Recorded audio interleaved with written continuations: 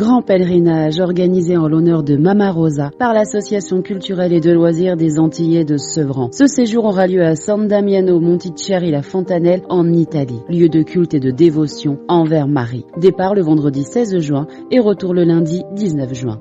L'hôtel et les repas sont compris. Prix adhérent 250 €, non adhérent 290 € et enfants de moins de 12 ans 200 €. Infoline au 06 80 70 73 26 ou 06 76 73 83 85. Guadeloupe, actualité. Et à l'instar du national qui se prépare à une mobilisation vengeresse historique, les syndicats de Guadeloupe sont en ordre de bataille pour le 1er mai.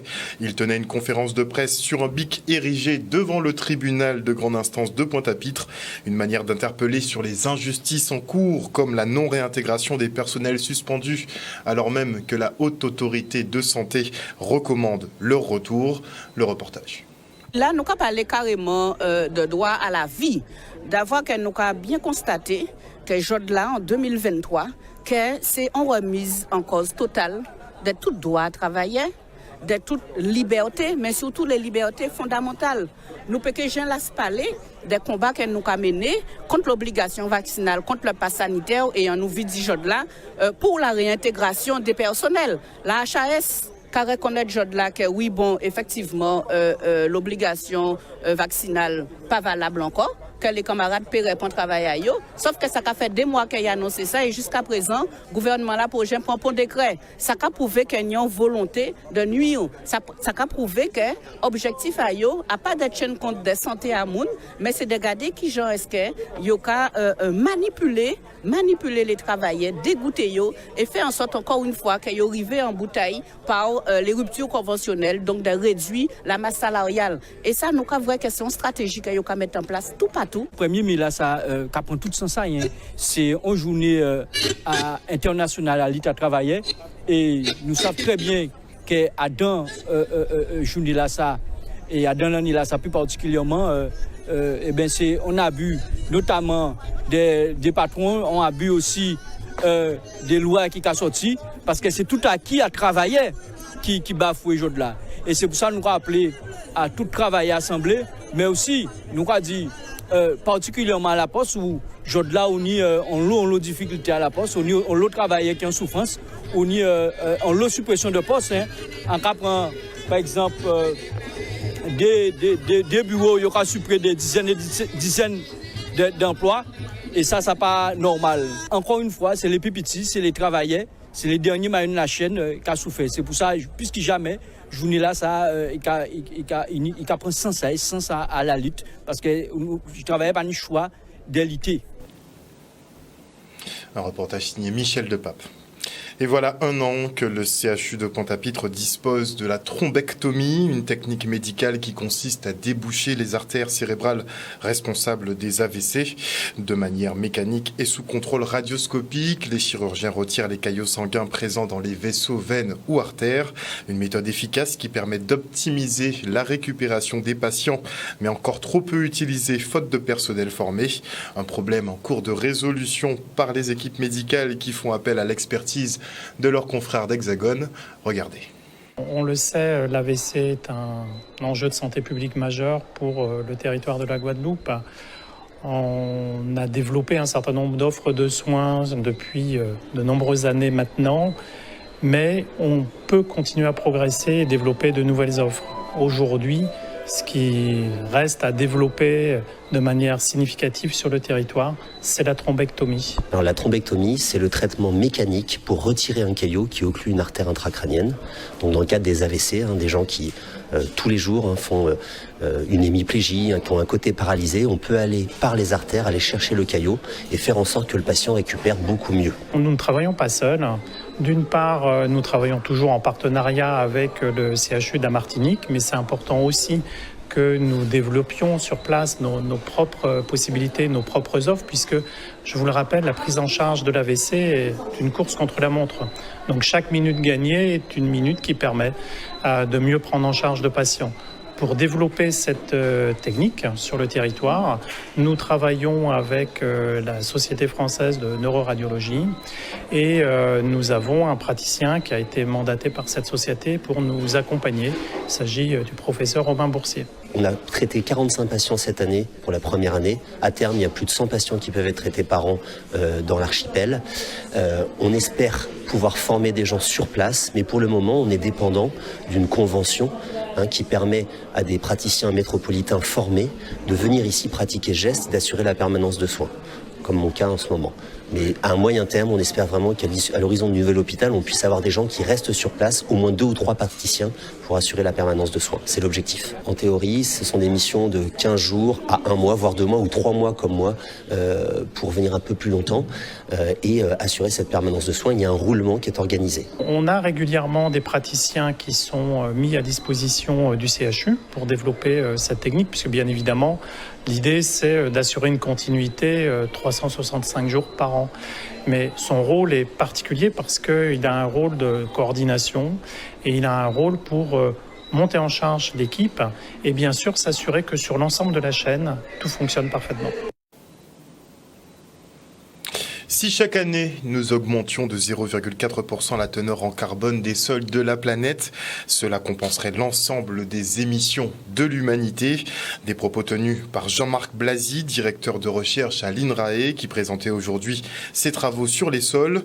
Il entend protéger les forêts, prioriser les cultures favorables au stockage de carbone, éradiquer les pratiques de labourage des sols ou de brûlis des champs de canne, mais aussi favoriser le paillage et l'agroforesterie.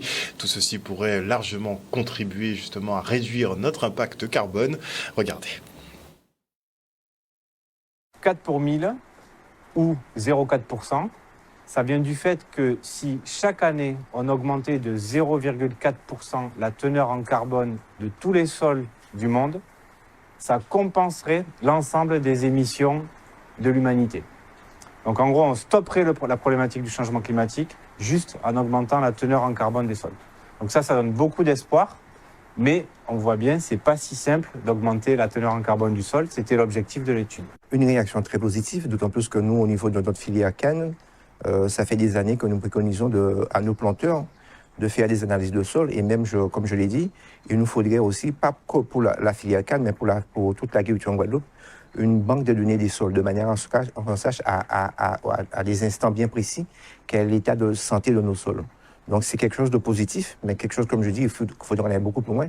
C'est cette banque de données de sols qui nous permet véritablement de savoir dans les années à venir quel est l'état de nos sols et qui nous permettra aussi d'augmenter le rendement de nos hectares, surtout au niveau de la canne et de notre culture.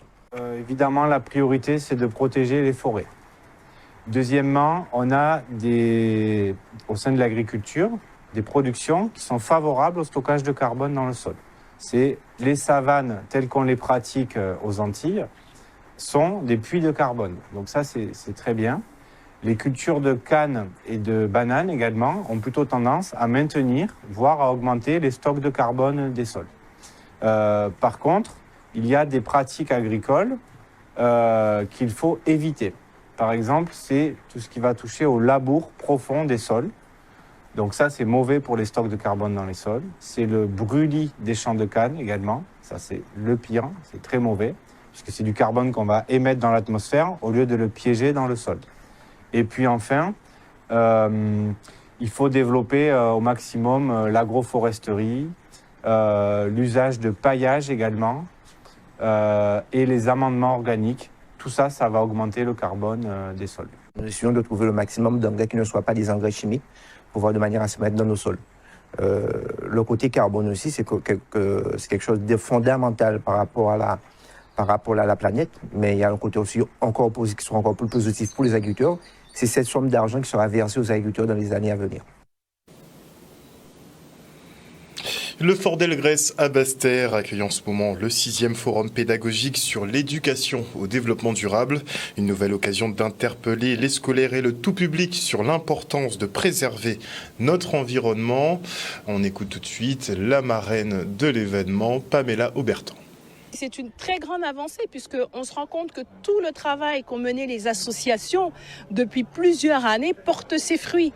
Si bien qu'aujourd'hui, l'État finit par reconnaître le travail des citoyens, reconnaître l'urgence environnementale et intégrer cela à ces programmes-là. Et donc, on va voir ici beaucoup de collégiens, de lycéens, d'écoles primaires qui font des activités pour justement prendre soin de notre planète. Et ça, c'est très très bien, prendre soin de notre Guadeloupe.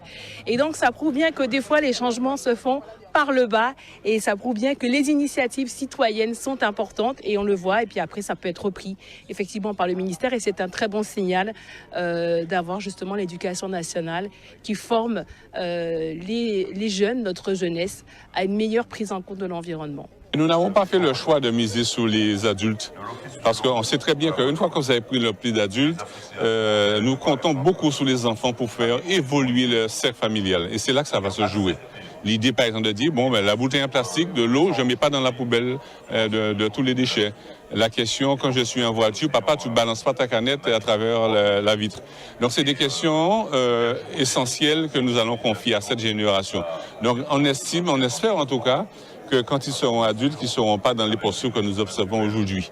Et c'est un vrai challenge pour nous, avec les collectivités, pour faire en sorte que ça puisse changer au pays. Nous sommes de plus en plus nombreux, mais je serai encore satisfait lorsque nous serons 100%. À 100%, voilà le chiffre, l'objectif qu'on se donne, qu'on y aille vraiment, que l'engagement soit pris. Et la sensibilisation qu'on fait avec les jeunes en leur donnant des outils comme des aires éducatives, que ce soit des aires marines éducatives, que ce soit des aires terrestres éducatives, à travers ce principe de jardin en nous, jardin créole, qui est aussi une manière de les impliquer dans le quotidien de l'environnement. Et l'éducation passe par ça, passe par des programmes pédagogiques au niveau scolaire. C'est l'engagement pris par le ministère de l'Éducation nationale et la région académique de Guadeloupe. Passe aussi par des outils de la société civile avec un accompagnement. Vous avez vu, plusieurs associations, Mon École, Ma Baleine, plusieurs associations soutiennent et accompagnent nos jeunes dans ce travail quotidien d'éducation. Et puis, bien sûr, aussi par le travail que les parents doivent faire.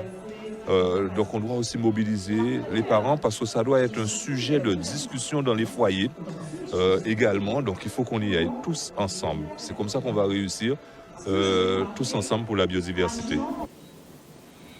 Un reportage d'Olivier Félix. Et les forts de Guadeloupe seront à l'honneur à l'occasion de l'opération Fort en famille qui fait son grand retour post-Covid.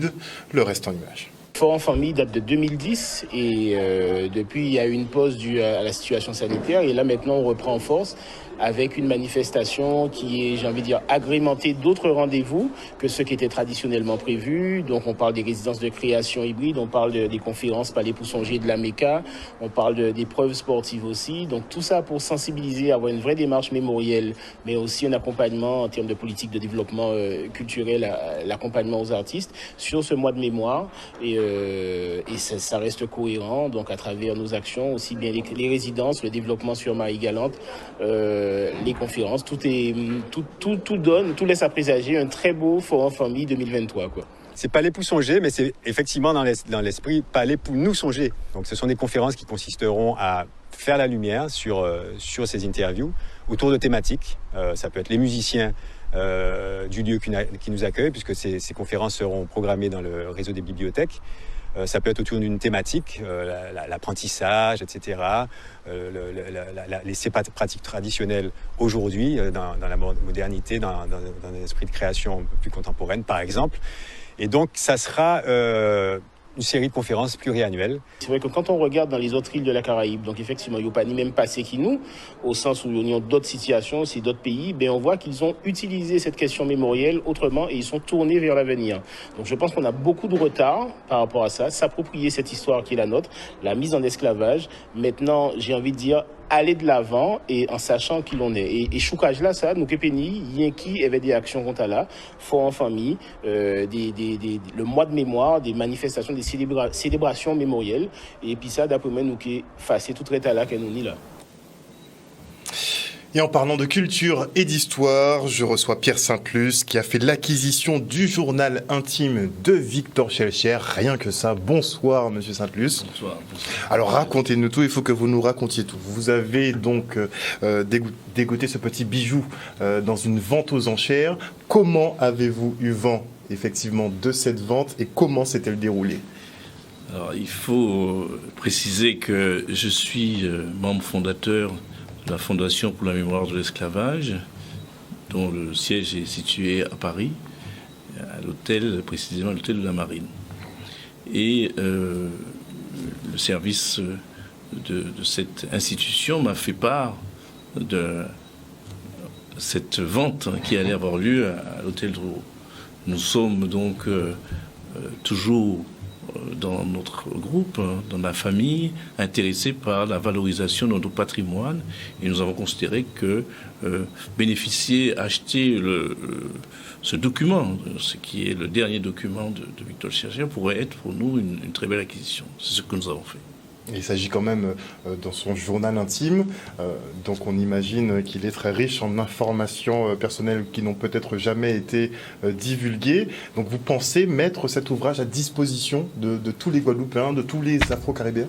Absolument, c'est un ouvrage exceptionnel, comme vous le disiez, qui présente un certain nombre d'informations sur la vie politique, sur le combat politique de Victor Schœlcher. Pour précisément aujourd'hui, le 27 avril, en 1848, il y a eu donc ce décret d'abolition. Mais Victor Schœlcher a aussi été l'un des précurseurs pour l'abolition de la peine de mort. Ça n'a pas marché à cette époque, mais vous voyez que déjà, Victor Schœlcher était un révolutionnaire. Il avait, en 1830, fait le circuit de la Caraïbe, Cuba, et il s'était rendu compte de la souffrance de nos ancêtres esclaves, et il avait produit un certain nombre d'ouvrages, et c'est à partir de là que Arago a fait appel à lui pour être sous-secrétaire d'État à la Marine, et faire en sorte que ce décret puisse être mis à l'œuvre. Vous l'avez déjà feuilleté, on imagine ?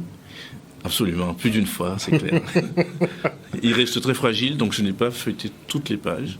Vous ne pouvez pas le manipuler comme bon vous semble pour l'instant ? Parce que c'est un document qui a quand même plus de 150 ans. Et donc il est mis à l'abri, le temps d'être numérisé de manière très professionnelle et, comme vous le disiez encore, mis à disposition donc de la population guadeloupéenne et des autres populations, puisque maintenant à travers la numérisation, on peut avoir accès de partout dans le monde. Et est-ce qu'on aura l'occasion peut-être de voir cet exemplaire dans un musée, en exposition ? Je crois que juste le voir, hein, pas forcément le toucher. Ce sera possible en effet, lorsque la numérisation sera faite, que le document sera protégé, on pourra, dans certains endroits, nous avons promis d'ailleurs à la ville de Houille de pouvoir présenter ce manuscrit à Houille, puisque Victor Schœlcher est décédé dans la banlieue de Paris, à Houille, il y a donc déjà un certain nombre d'années. On va revenir rapidement. Petite indiscrétion sur l'acquisition, forcément, je suis obligé.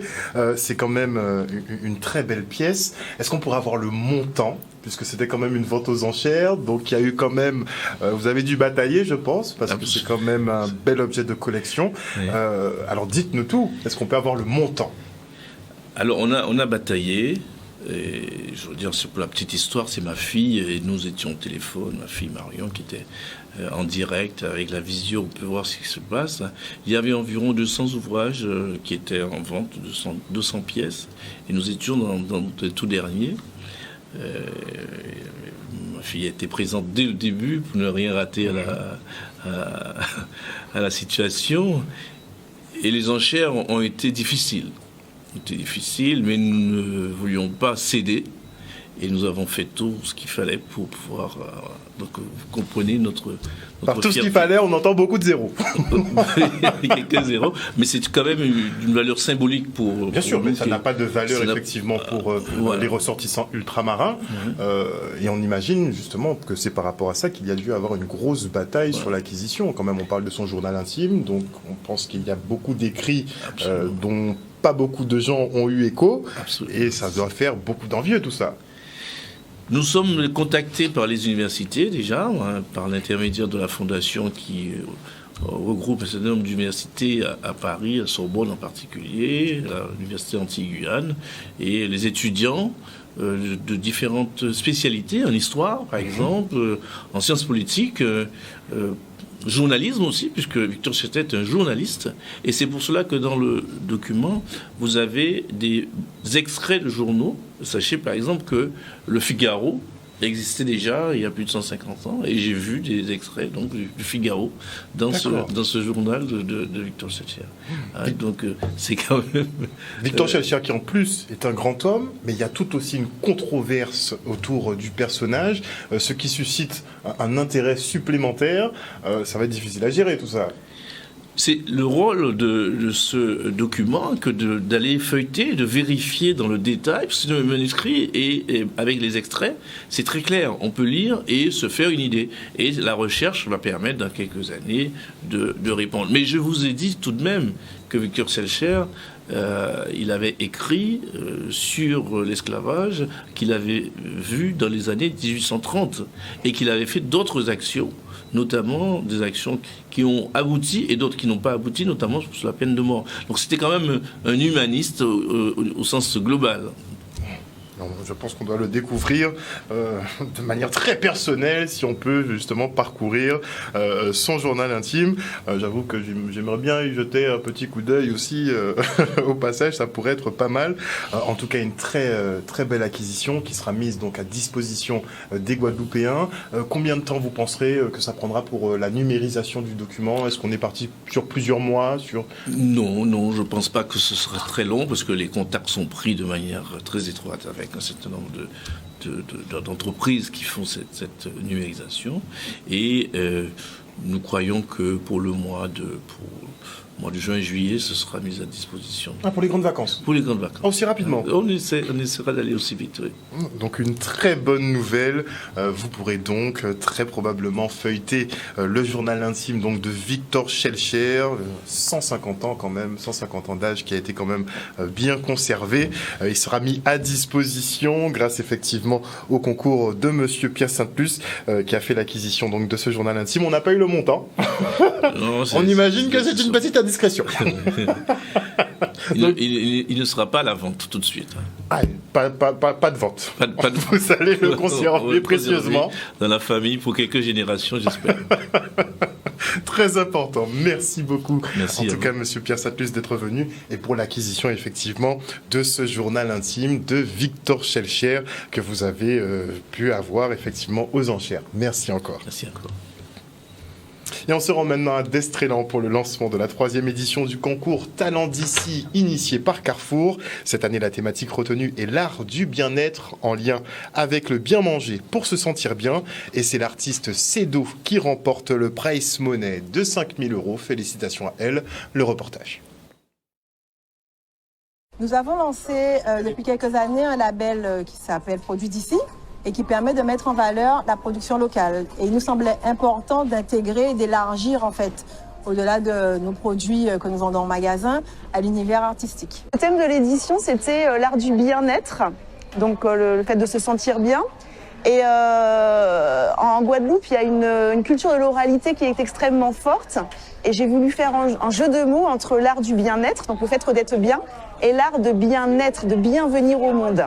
Et je trouvais qu'une enfant, c'était ce qui pouvait symboliser la naissance en particulier. Le concours se déroule en 2 étapes, donc même en 3 étapes. Il y a la première étape qui est l'appel à projet, où les artistes vont nous envoyer leurs œuvres.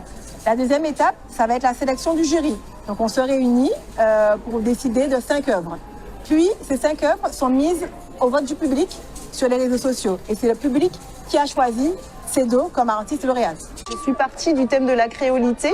C'est un thème que je développe dans ma démarche artistique depuis quelques années, étant maman d'une petite fille métisse. Et donc ma proposition, c'est la représentation d'une petite fille qui est en fait une superposition numérique de deux petites filles aux couleurs de peau et aux origines différentes. Ça, c'est ma façon de traiter le thème de la créolité dans ma pratique artistique. Et donc cette petite fille, elle est superposée à une carte de géographie de la Guadeloupe, dont on voit quelques mots comme ça ressortir. Et puisque l'association partenaire cette année, c'était l'association TISSUC qui s'occupe des enfants atteints de diabète, j'ai fait toute une référence à la pharmacopée locale avec des rimèdes-rasiers que je cite, puisqu'on connaît les bienfaits de cette pharmacopée sur le traitement du diabète. Les sacs cabas sont mis en vente dans le magasin. Et il faut savoir que 100% des bénéfices sont reversés à l'association que nous avons choisie. Cette année, c'est l'association TISSUC qui a été choisie. C'est une association qui aide les familles d'enfants diabétiques. Et on part maintenant pour la présentation du prix du conseil départemental. Cette année, c'est la 20e édition, donc c'est le 20e anniversaire du Grand Prix du Conseil départemental. Donc nous allons faire en sorte d'avoir une très belle compétition. Et nous avons beaucoup travaillé avec le comité cycliste cette année de façon à présenter de 6 manches qui correspondent réellement à ce qu'est le département. Des nouveautés, donc ce sont des arrivées. Nous avons des arrivées qui sont dans des endroits où on n'a pas l'habitude d'aller. Donc nous avons Pointe des Châteaux où on n'a pas l'habitude de faire des arrivées à Saint-François. Nous avons la côte de Belle-Hôtesse aussi à Pointe-Noire, qui sera une très belle arrivée, très difficile. Nous avons une étape innovante entre Vieux Habitants et Saint-Claude où l'arrivée se passe à Matouba. C'est aussi une arrivée inédite. Donc nous voyons que nous avons fait des efforts sur cela. La seule chose que nous avions l'habitude de faire et que nous sommes retournés au Vieux-Amont, c'est le prologue au niveau de la ville de Pointe-à-Pitre, que nous avions abandonné depuis un certain temps puisque nous le faisions dans Jarry. Donc nous sommes retournés à Pointe-à-Pitre. Vous allez voir, il y a 2 arrivées en montagne, Belle-Hôtesse à Pointe-Noire et Matouba à Saint-Claude. Pourquoi ces 2 arrivées? Parce que le Tour de la Guadeloupe, on sert de tremplin le Grand Prix du Conseil départemental nous sert de tremplin. On veut quand même préparer nos garçons à être compétitifs sur le Tour de la Guadeloupe et dès maintenant mettre le parcours qu'ils auront sur le Tour de la Guadeloupe, les faire au moins avant la grande boucle. Nous avons tout mis en place cette année pour sécuriser les arrivées et sécuriser aussi les parcours. Donc, il va y avoir beaucoup plus d'agents signaleurs sur les parcours au niveau du Grand Prix du Conseil départemental. Et nous allons aussi faire en sorte d'avoir la présence aussi des mobiles de façon à pouvoir sécuriser comme nous l'avons sur le Tour de la Guadeloupe, puisque c'est une épreuve qui devient importante. Donc, il faut faire en sorte que les conditions de sécurité soient respectées. Je suis ravi que le tracé en fait du Grand Prix du cycliste du Conseil départemental passe quasiment uniquement sur les routes départementales. C'est un peu normal parce que si nous sommes organisateurs, c'est normal que nous utilisons, n'est-ce pas, nos infrastructures. Et je suis ravi, content même qu'aujourd'hui, en fait, la caravane sillonnera sur nos routes départementales et il y aura un double objectif, c'est de permettre aux Guadeloupéens de découvrir leur pays. Et là, je peux vous dire qu'il y a des endroits que les Guadeloupéens vont découvrir, autres que les résidents de ces tronçons de route. Nous avons tout fait cette année pour faire en sorte de faire plaisir aux cyclistes, mais de faire aussi plaisir aux spectateurs, de façon à ce que le Grand Prix du Conseil départemental puisse être une compétition, comme il l'est depuis un certain nombre d'années, incontournable au niveau des Grands Prix cyclistes et au niveau du sport en Guadeloupe. Outremernews.fr, le site de l'actualité Outre-mer, 24 heures sur 24 et 7 jours sur 7. Retrouvez la chaîne Outremer News sur YouTube.